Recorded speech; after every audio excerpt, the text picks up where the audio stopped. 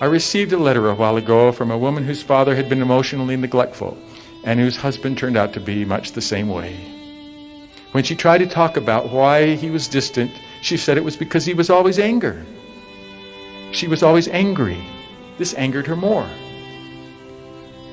And she told him she was only angry because of his lack of love, which made him more inclined to withdraw.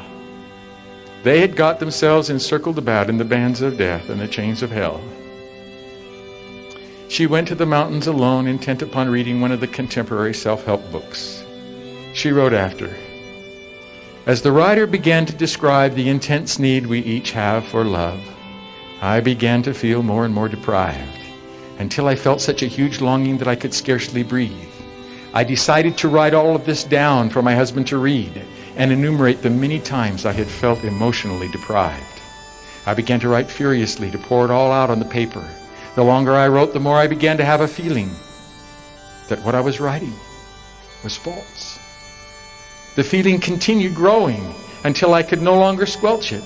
And I knew intuitively that the feeling was coming from God, that He was telling me that what I was writing was false. How could it be false? I asked angrily. I lived it. I know it was there because I saw and felt it. How could it be false? But the feeling became so powerful and so overwhelming that I could no longer deny it or fight against it. So I tore up the pages I had written, threw myself down on my knees, and began to pray, saying, "If it is false, show me how it is false."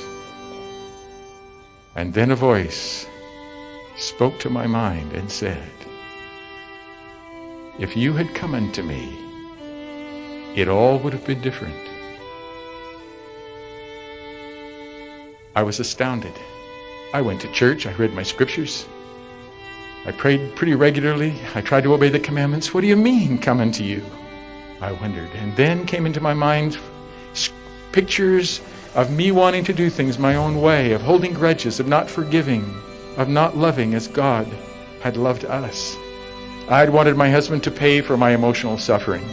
I had not let go of the past and had not loved God with all my heart. I loved my own willful self more. I was aghast. I suddenly realized that I was responsible for my own suffering. For if I had really come unto Him as I outwardly thought I had done, it all would have been different. As that horrible truth settled over me, I realized why the pages I had written of my suffering had been false. I had allowed it to happen by not truly coming unto God. That day I repented of not loving God, of blaming, of finding fault, of thinking others were responsible for my misery. I returned home, but did not mention to my husband anything of what had happened. But I gave up blaming, knowing that I was in large part responsible for the state of our relationship. And I tried to come unto God with full purpose of heart. I prayed more earnestly and listened to His Spirit. I read the scriptures and tried to come to know Him better. 2 months later, one morning, my husband awoke and turned to me in bed and said, "You know, we find fault too much with each other. I am never going to find fault with my wife again." I was flabbergasted, for he had never admitted he had ever done anything wrong in our relationship. But he did stop finding fault, and he began to compliment me and show sweet kindness. It was as if an icy glass wall between us had melted away. Almost overnight, our relationship became warm and sweet. 3 years have passed, and still it continues warmer and happier. We care deeply about one another and share ideas and thoughts and feelings, something that we had not done for the first 16 years of our marriage.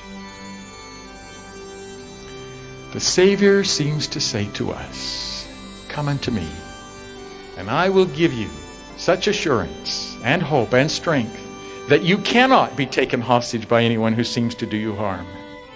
I will liberate you into love, and then you will no longer give anyone cause to resent or fear you. Instead, they will respond to the love which I have bestowed upon you. By abiding in me, you will do much good, bear much fruit.